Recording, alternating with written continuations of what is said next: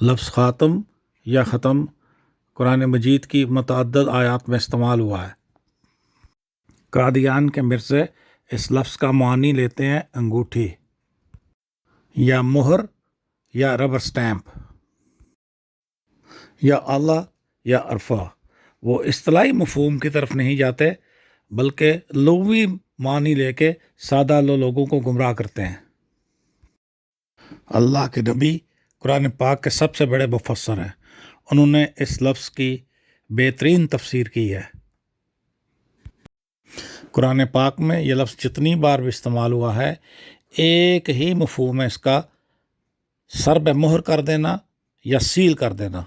جس طرح magistrate class 1 ایک سٹور کو سیل کر دیتا ہے، اب اس سٹور کے اندر دکان کا یا سٹور کا مالک بھی نہیں جا سکتا، اس سٹور کے اندر سے کوئی چیز باہر بھی نہیں آ سکتی۔ آپ نے اکثر اخباروں میں پڑھا ہوگا کہ سر میں مہر ٹینڈر چاہیے، سیل ٹینڈرز آر ریکوائرڈ۔ جب وہ ٹینڈر لفافے میں بند کر دیے جاتے ہیں تو پھر ان کے اندر کوئی چیز داخل نہیں ہو سکتی اور نہ ہی اندر سے کوئی چیز باہر آ سکتی ہے۔ یہ لفظ خاتم یا ختم متعدد قرآنی آیات میں استعمال ہوا ہے۔ آئیے کچھ آیات پہ نظر ڈالتے ہیں۔ سب سے پہلے سورہ احزاب، اس کی آیت نمبر 40، چیپٹر 33 ورس 40۔ ما كان محمد أبا أحد من رجالكم ولكن رسول الله وخاتم النبيين وكان الله بكل شيء عليما۔ لوگو، تمہارے مردوں میں سے کسی کے باپ محمد صلی اللہ علیہ وسلم نہیں، لیکن آپ اللہ تعالیٰ کے رسول ہیں اور تمام نبیوں کے ختم کرنے والے، اور اللہ تعالیٰ ہر چیز کا بخوبی جاننے والا ہے۔ سورہ بقرہ آیت نمبر 7، چیپٹر 2 ورس 7۔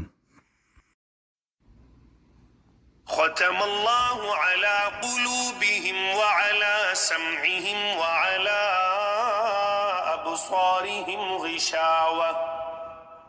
غشاوة ولهم عذاب عظيم۔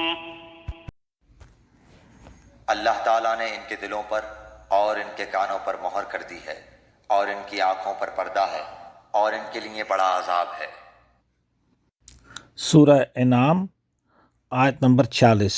رأيتم إن أخذ الله سمعكم وأبصاركم وختم على قلوبكم من إله غير الله يأتيكم به انظر كيف نصرف الآيات ثم هم يصطفون۔ آپ کہیے کہ یہ بتلاؤ، اگر اللہ تعالیٰ تمہاری سماعت اور بصارت بالکل لے لے اور تمہارے دلوں پر مہر کر دے تو اللہ تعالیٰ کے سوا اور کوئی معبود ہے کہ یہ تم کو پھر دے دے؟ آپ دیکھیے تو ہم کس طرح دلائل کو مختلف پہلوؤں سے پیش کر رہے ہیں، پھر بھی یہ اعراض کرتے ہیں۔ جی، اللہ نے ان کے دلوں پر مہر لگا دی، ان کے دل سر پہ مہر کر دیے، سیل کر دیے۔ ان کے دلوں میں ایمان داخل نہیں ہو سکتا، اور جو عقیدہ ان کے باپ دادا کا ہے وہ ان کے دلوں میں سے نہیں نکل سکتا۔ ان کے دلوں پہ تالے لگ گئے ہیں۔ یہ ہے مطلب ختم یا خاتم کا۔ آئیے چلتے ہیں سورہ جاسیہ آیت نمبر 23، چیپٹر 45 ورس 23۔ أفرأيت من اتخذ إلهه هواه وأضله الله على علم وختم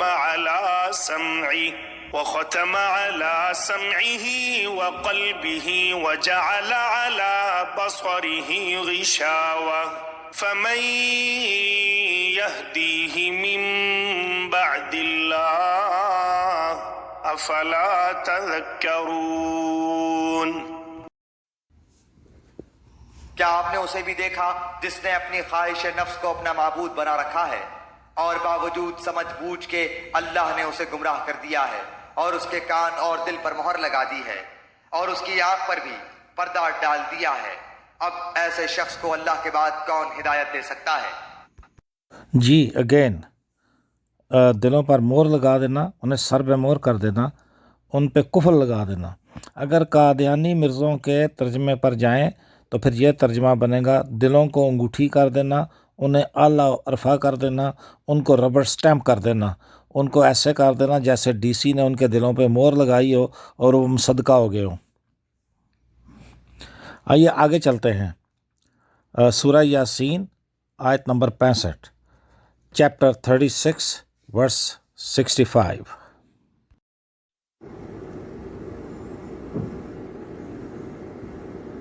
اليوم نختم على أفواههم وتكلمنا أيديهم وتشهد أرجلهم بما كانوا يكسبون۔